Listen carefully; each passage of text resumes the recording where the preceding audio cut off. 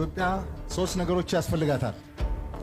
አንደኛ ሰላም፣ ሁለተኛ ልማት፣ ሶስተኛ የባህር በር። ኢትዮጵያ መዘጋት አይገባትም። ህዝባችን አሁን 130 ሚሊዮን ነው። በሚቀጥሉት 5 ዓመታት 200 ሚሊዮን ይሆናል።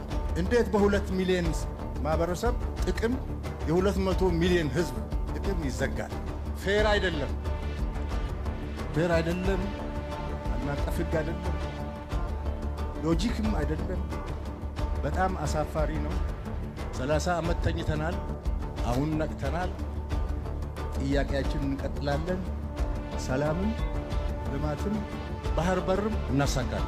ባህር በር ላይ እንድንወጣ ያደረጉን ጠላቶች ለ60 ዓመት ለ70 ዓመት የሰሩ ጠላቶች አሁንም ስራቸውን ቀጥለዋል። ከባህር በር እንድንወጣ ያደረጉን እነሱ ናቸው። እኛ ተሳስተን ተባብረን ነው። የእኛ ልጆች ተሳስተው ትብብር አድርገው የባህር በር ጥቅም ያልገባቸው በወጣትነታችን ተቀስቅሰን አምነን እኩልነት መስሎን ትብብር አድርገን ሊሆን ይችላል። ዋነኛው የአጀንዳ ባለቤት ኢትዮጵያን የባህር በር የማሳጣት